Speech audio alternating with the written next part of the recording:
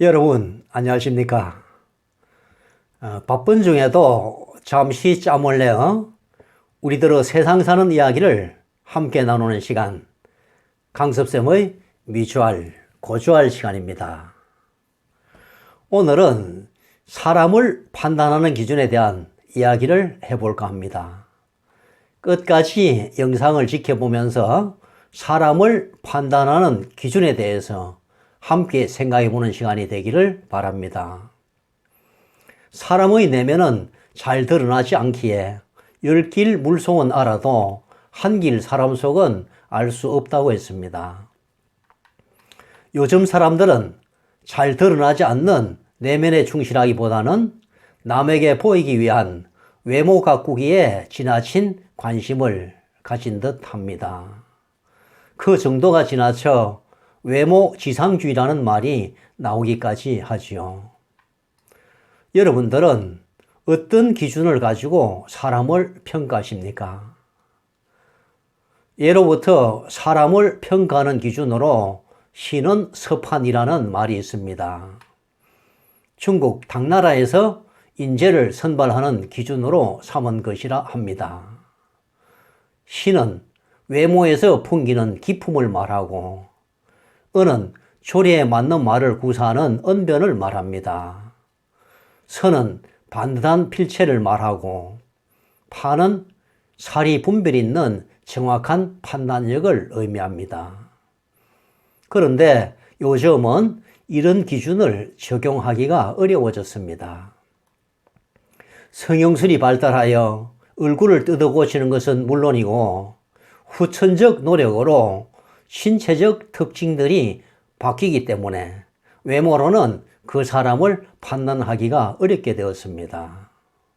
더욱이 발달된 화장술은 모든 사람을 선남선녀로 만드는 마력을 지니고 있습니다.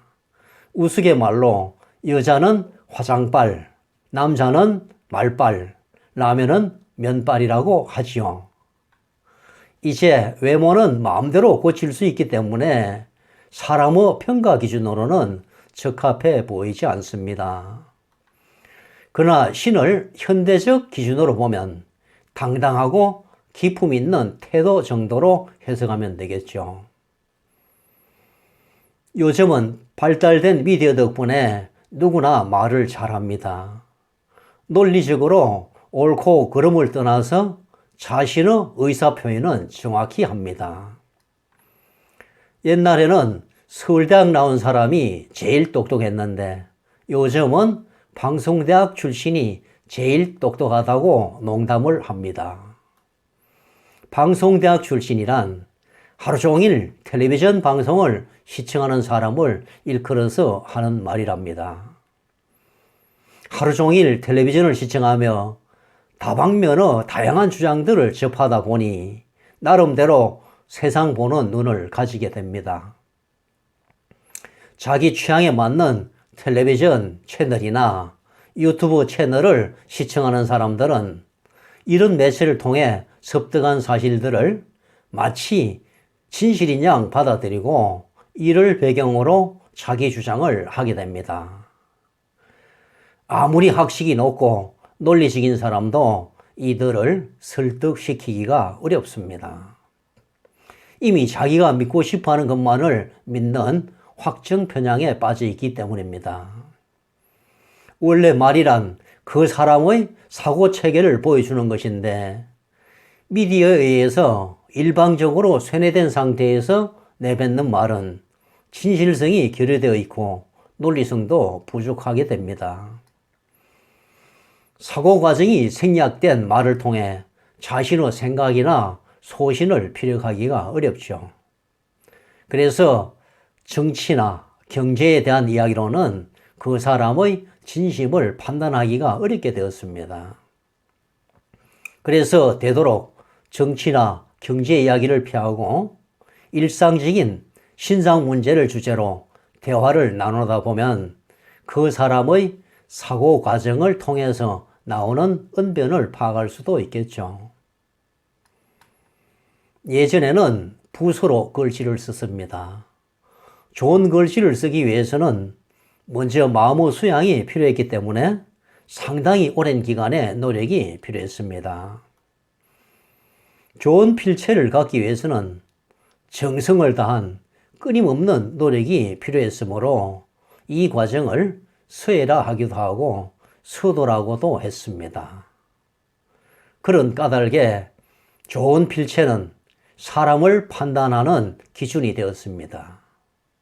그러나 요즘은 손으로 글씨를 쓰지 않고 컴퓨터가 글씨를 대신 써줍니다.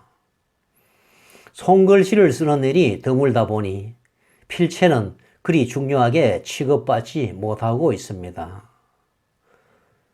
컴퓨터를 활용하여 모든 문건을 제작하기 때문에 컴퓨터를 이용한 편집 기술이 손으로 쓰는 필체보다 더욱 중요하게 취급됩니다. 이처럼 신, 은, 서는 오늘날 사람을 판단하는 기준으로는 적합해 보이지 않습니다. 그러면 사리를 분별하는 판단력을 의미하는 판은 어떨까요?